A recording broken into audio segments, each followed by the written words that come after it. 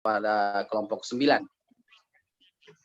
Ya, silakan mungkin bisa dieksplor kembali terkait dengan LMX atau Leader Member Exchange, di mana ada pertukaran pemimpin dan anggota, terus kemudian bagaimana kemudian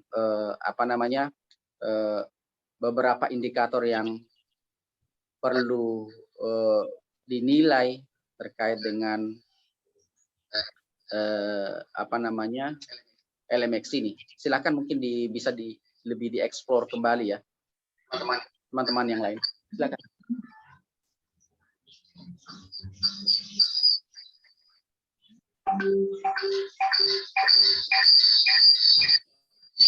Silakan yang lain di kelompok 1 pertanyaannya, kelompok 2 pertanyaannya, dan seterusnya.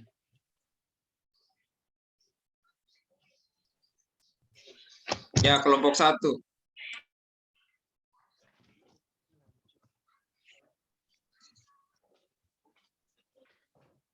Baik, Assalamualaikum warahmatullahi wabarakatuh. Waalaikumsalam. Salam. Saya mulai untuk kelompok 9 ya, dari bawah dulu. Pertanyaannya adalah, berikan contoh realisasi fungsi dari agen perubahan yang berhasil dalam organisasi pemerintahan dan swasta.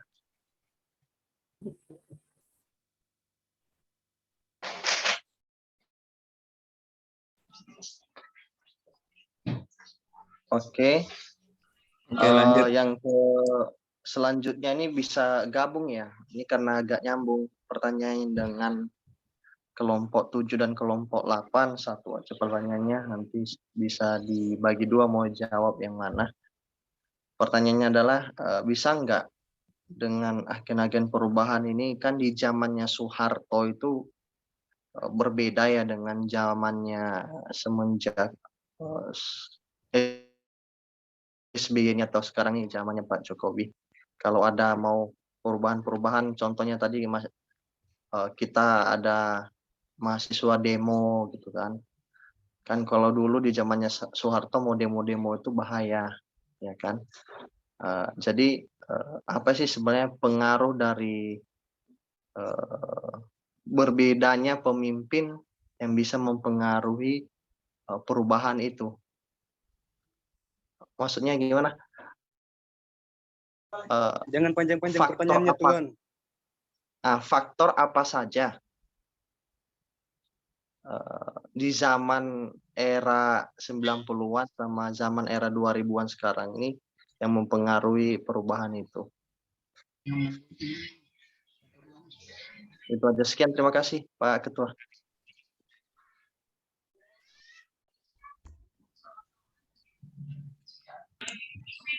Ya, lanjut kelompok 2.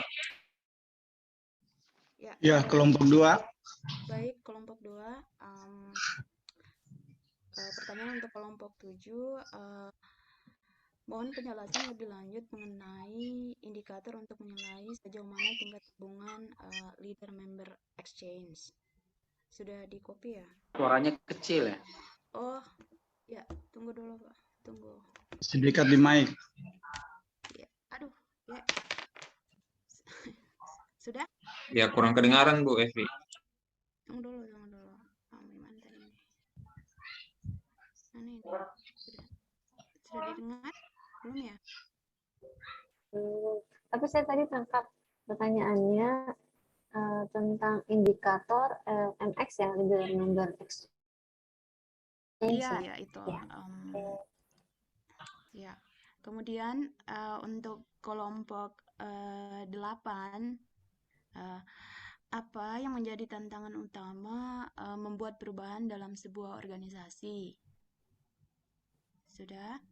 Selanjutnya untuk kelompok 9, jika dalam sebuah organisasi yang berperan sebagai agent of change itu tidak ada, berapa besar pengaruhnya terhadap efektivitas pencapaian tujuan organisasi? Sekian dari kelompok 2.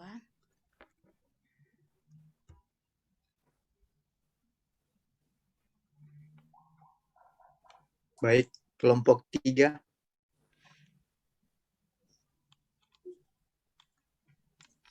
Untuk kelompok 7, tolong diperjelas mengenai faktor-faktor apa yang mempengaruhi LMX. Kemudian untuk kelompok 8, adakah hal yang dapat menimbulkan penolakan terhadap puluhan dalam suatu organisasi? Kemudian kelompok 9, apakah efektivitas kepemimpinan seseorang dapat dialihkan dari suatu organisasi ke organisasi yang lain oleh seorang pemimpin yang sama? Terima kasih.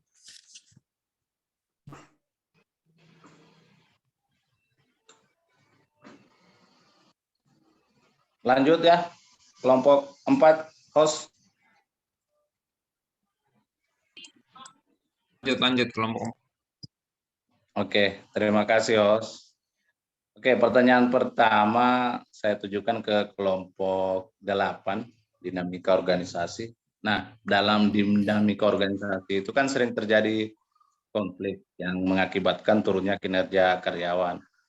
Pertanyaan saya di sini, gimana cara pemimpin untuk meningkatkan kembali kinerja karyawan apabila telah terjadi konflik tadi itu, agar tujuan perusahaan bisa tercapai? Nah, terus untuk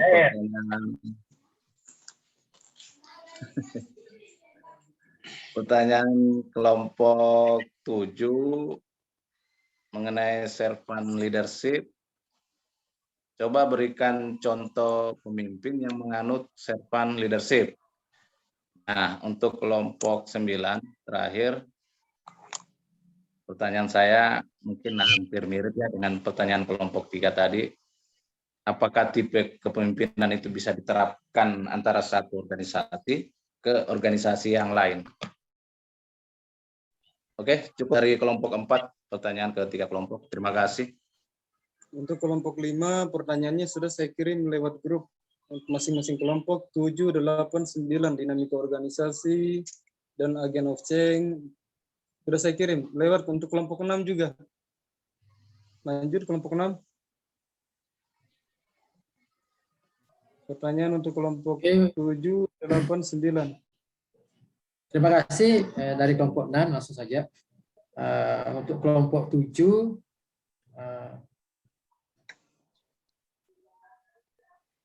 pada perusahaan atau organisasi apa sih sebetulnya gaya kepemimpinan melayani ini cocok diterapkan. Kemudian tadi belum diberikan gambaran apa sih kelebihan dan kekurangan dari gaya kepemimpinan melayani ini. Kemudian untuk kelompok 8 terkait dengan perubahan di mana ada istilah bahwa yang abadi adalah perubahan. Apa sih pentingnya, kenapa perubahan itu penting bagi sebuah perusahaan? Kemudian tadi belum diberikan contoh, apalagi dinamika yang bisa meningkatkan produktivitas atau yang bersifat konstruktif. Yang terakhir untuk kelompok 9, mungkin bisa diberikan gambaran serta contoh kapan sih tepatnya perubahan itu dilakukan. Tadi terkait dengan pendekatan secara struktur, teknologi tadi sudah disinggung oleh Pak dosen dengan terkait dengan orang. Mungkin itu pertanyaan dari kelompok 6. Terima kasih.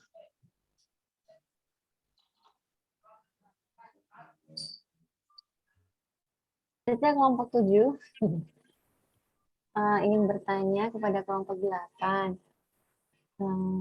Mengapa seringkali organisasi itu sering gagal melakukan perubahan? Apa saja sih penyebabnya, kenapa biasa agak susah melakukan perubahan? Kemudian untuk kelompok 9, setiap organisasi itu dia harus punya agen perubahan. Apakah memang untuk mencapai tujuan itu harus ada agen perubahan, nggak bisa misalnya cukup dengan manajer saja dan seorang pemimpin? memang harus ada agen perubahannya. Kalau misalnya kayak di satu perusahaan, agen perubahan itu bentuknya divisinya itu kayak apa ya kira-kira namanya? Atau memang dia tanpa divisi gitu kayak de facto gitu mungkin modelnya gitu ya, yang cuma kayak ditunjuk aja sama pemimpinnya tanpa di SK-kan atau tanpa dibuatkan secara formal atau gimana gitu kira-kira kalau misalnya kayak di organisasi swasta atau mungkin pemerintah salah satu contohnya juga nggak apa-apa. Terima kasih.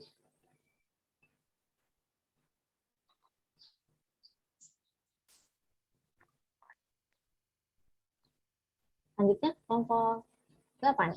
Bu Asnida. Baik, dari kelompok 8. Halo, tes. Ya. Kedengaran, Mbak? Kedengaran Tes. Bu, silakan lanjut. Kedengaran Bu, silakan. Kelompok 8 untuk kelompok 7. Pertanyaannya, Semangat Tuhan, semangat. apakah servant leadership itu bisa dikondisikan sebagai gaya kepemimpinan masa kini untuk yang sekarang? Untuk kelompok 9, tolong dijelaskan kelebihan dan kekurangan dari agen perubahan internal dan eksternal. Terima kasih.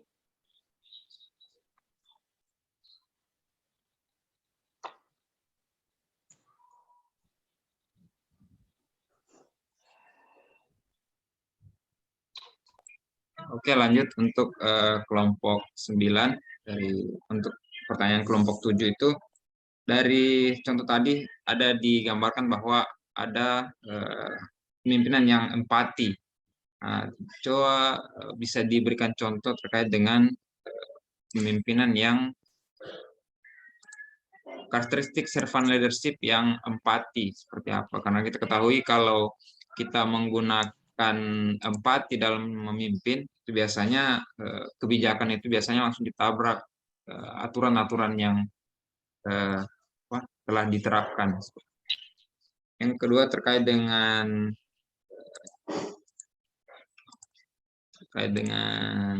leadership untuk perubahan. Jika bentuk perubahan itu tidak dibutuhkan karena sudah terencana, apakah itu dapat bisa langsung diterapkan secara pada saat itu suatu perusahaan sudah dalam dia trennya menanjak, apakah perubahan yang terencana ini harus memang diterapkan atau seperti apa bagaimana? Saya kira mungkin bisa diberikan penjelasan. Terima kasih. Kelompok berikutnya. Ya, untuk kelompok 10 mungkin. Siap, lanjut Saya yang Bu. akan bertanya. Ya. Iya, Kalau balik. untuk kelompok 10 sendiri, untuk pertanyaan pada kelompok 7, mohon dijelaskan lebih dalam mengenai karakteristik servant leadership. Terus pertanyaan untuk kelompok 8, mengapa perubahan dalam organisasi harus dilakukan secara terencana? Nah, kemudian pertanyaan untuk kelompok 9, apa manfaat agen perubahan dalam organisasi? Demikian pertanyaan dari kelompok 10. Terima kasih. Terima kasih. Untuk kelompok 11.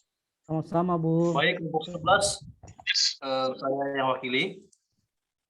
Pertanyaan yang untuk kelompok 7, tadi dijelaskan tentang bagaimana kepemimpinan melayani. Lihat di karakteristiknya itu ada beberapa catatan bahwa di dalam kepemimpinan melayani itu ada persahabatan, kemudian ada kesadaran, rasa hormat. Nah, seolah-olah kalau sudah ada karakteristik ini, konflik dalam sebuah organisasi sudah tidak akan terjadi. Nah, kira-kira bagaimana pandangan kelompok 7? Nah, kemudian kelompok 8 membahas tentang dinamika organisasi. Pertanyaannya adalah, kenapa menjadi penting dalam sebuah organisasi itu yang dinamakan dinamika? Nah, itu yang ke kelompok 8. Nah, untuk kelompok 9,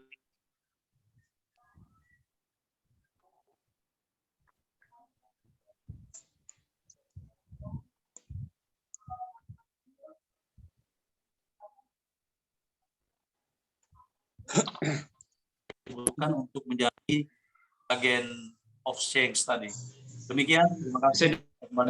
Saya diulangi Pak Saurianto, putus tadi kayaknya. Untuk kelompok 9. Untuk kelompok 9, adakah syarat-syarat khusus untuk menjadi agen of change tadi? Terima kasih. Kelompok 12. Masih saya tambah.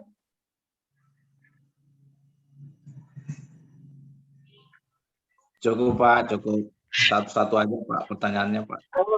Saya kira masih bisa tambah.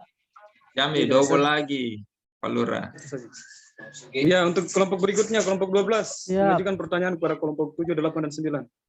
Terima kasih atas kesempatan yang diberikan kepada kami kelompok 12 bahwa dalam materi LMX ada namanya karakteristik membangun komunitas. Jadi pertanyaan saya untuk kelompok 7, coba berikan contoh konkret tentang karakteristik dalam membangun komunitas. Kemudian pertanyaan untuk kelompok 8 dan 9, saya satukan saja ya. Bahwa semakin banyaknya organisasi yang menghadapi suatu lingkungan yang dinamis dan berubah, maka sebuah organisasi dapat menyesuaikan diri. Beri satu contoh bahwa organisasi itu dapat menyesuaikan diri. Terima kasih.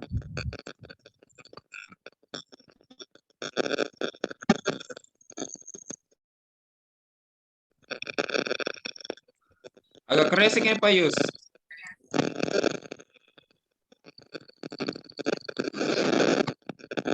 Halo. Pertanyaan terakhir yang diulang Pak Yus, mungkin kurang jelas tadi Pak Yus. Baik, untuk kelompok 8 dan 9, coba berikan salah satu contoh bahwa organisasi yang menghadapi suatu lingkungan yang dinamis dan berubah, maka sebuah organisasi dapat menyesuaikan diri. Nah, berikan salah satu contoh bahwa sebuah organisasi dapat menyesuaikan diri jika terjadi salah satu perubahan yang dinamis. Terima kasih.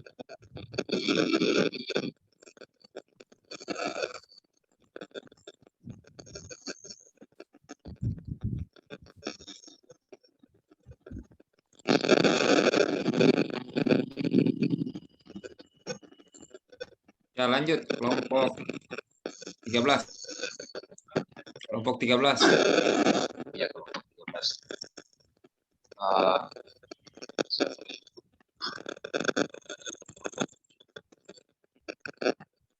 Di slide 3.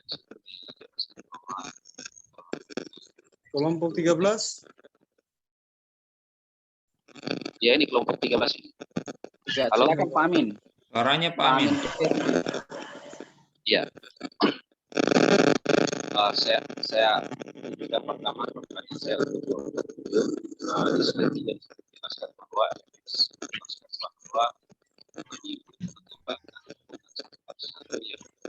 Di kolom chat Pak Amin, suaranya agak kresek.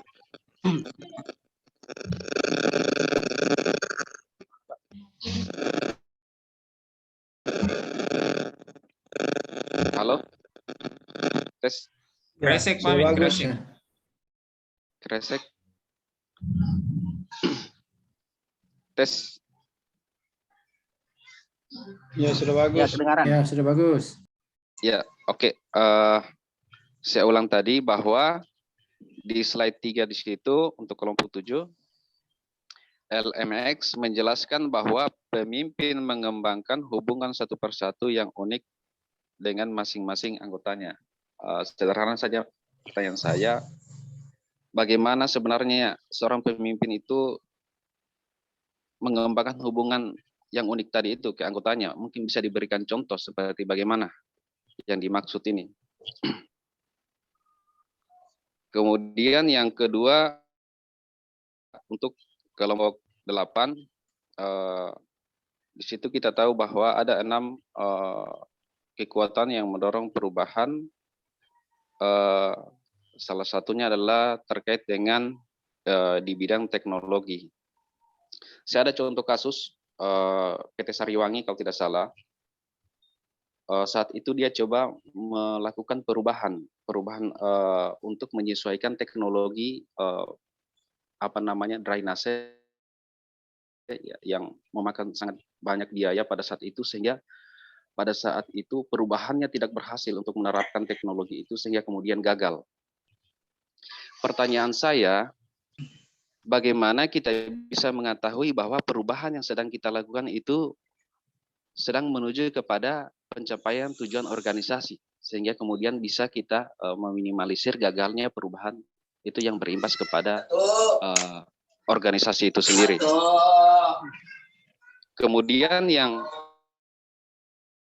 pertanyaan berikutnya untuk kelompok 9 ini terkait di paparannya telah dijelaskan bahwa salah satu contoh agen blockchain itu mahasiswa pada saat itu yang mampu merubah sistem pemerintahan yang ada. Yang ingin saya tanyakan adalah organisasi mahasiswa saat ini itu selalunya memainkan perannya sebagai agen blockchain itu melalui aksi-aksi demo gitu. Pertanyaannya adalah, apakah agen blockchain mahasiswa itu harus selalu dilakukan dengan aksi-aksi demo seperti memaksakan kehendak itu kepada pemerintah? Apakah ada hal-hal lain? Mungkin itu saja. Terima kasih. Izin Pak Amin, minta tolong diulang tadi yang pertanyaan untuk kelompok 7. Pertanyaan untuk kelompok 7. Saya hanya minta dijelaskan itu saja di situ di slide 3-nya dijelaskan bahwa Pak Yus, menjelaskan maaf dulu bahwa Pak Amin, pemimpin Pak Amin. mengembangkan ya. Pak Yus, tolong dimatikan dulu anunya supaya tidak kresek-kresek. Nah, silakan Pak Amin. Ya, Bu Eka tadi itu di slide 3 di situ ditulis bahwa LMX menjelaskan bahwa pemimpin mengembangkan hubungan satu persatu yang unik dengan masing-masing anggotanya. Yang ingin saya tanyakan, mungkin bisa diberikan contoh bagaimana pemimpin itu mengembangkan hubungan yang unik pada masing-masing anggotanya. Terima kasih. Ya. Lanjut di pasangan kelompok berikut. Kelompok 14.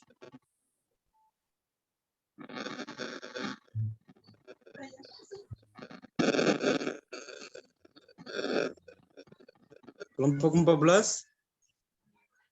Ada?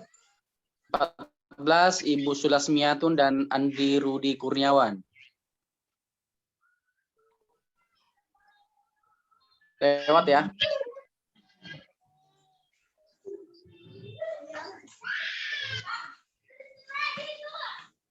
Lewat. Silakan ke kelompok 15. Ibu Rusiawati Abu Nawas sama Arya Fat.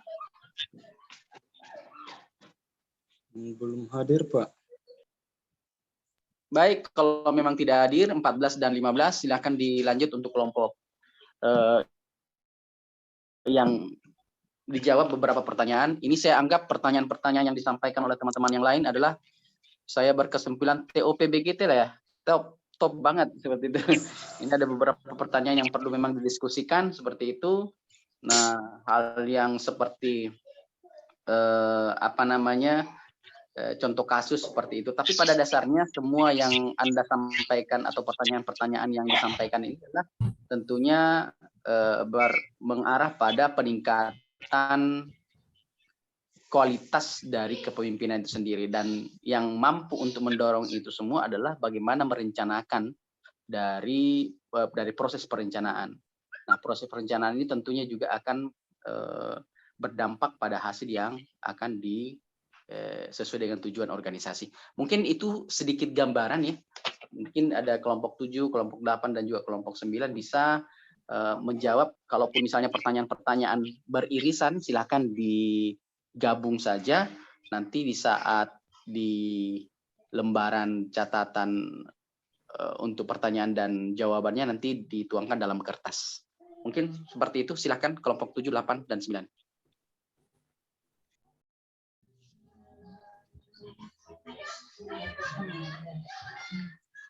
Ya, mungkin untuk kelompok 9 dulu, Pak. Saya akan menjawab. Berurut, Pak. Berurut. Supaya agak lebih terstruktur, supaya kita berurut. Kelompok 7. Ya, Siapa? Pak. Baik, untuk kelompok 7, tadi ada beberapa pertanyaan yang sebenarnya jawabannya mungkin bisa mirip ya.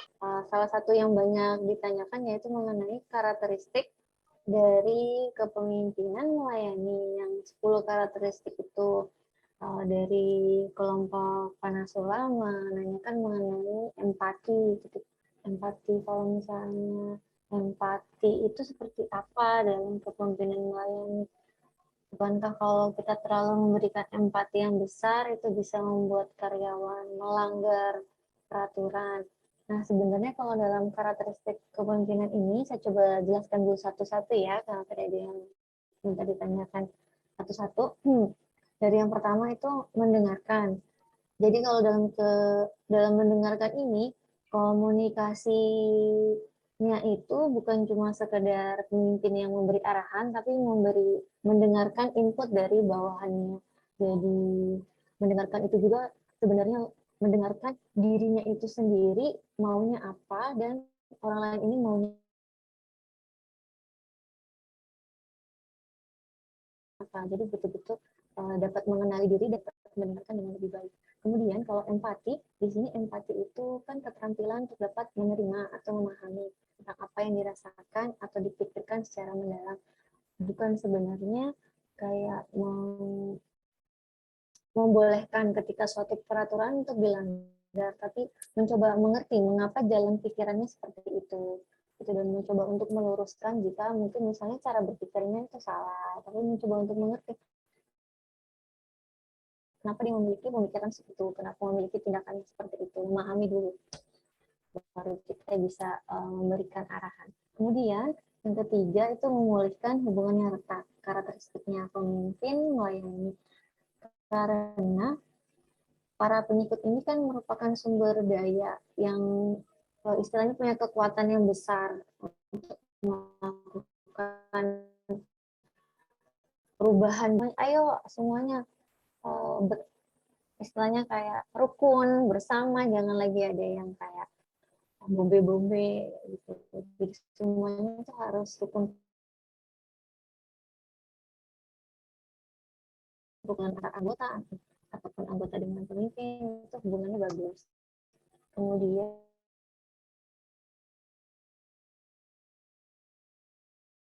ada kepedulian persoalan etika atau nilai kehidupan para kolega dan para pengikutnya. Kemudian ada kepercayaan. Kepercayaan ini yaitu menanamkan persuasi atau menggunakan otoritas jabatan sebagai majelis dalam mengambil keputusan di dalam organisasi.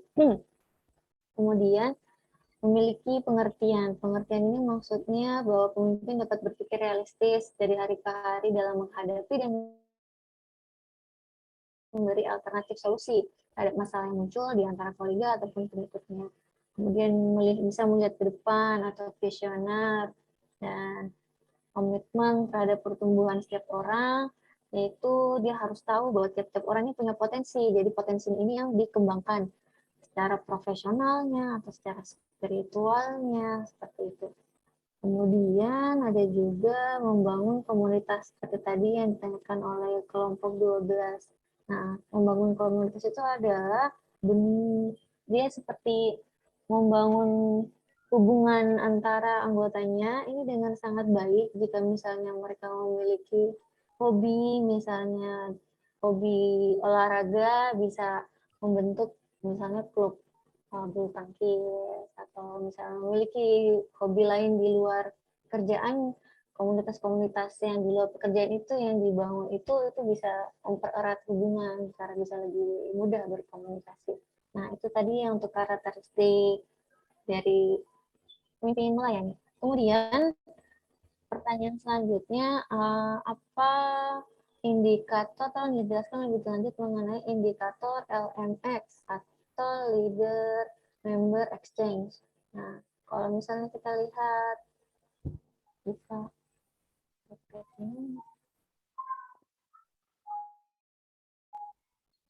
tolong ditampilkan untuk indikator LMX ini.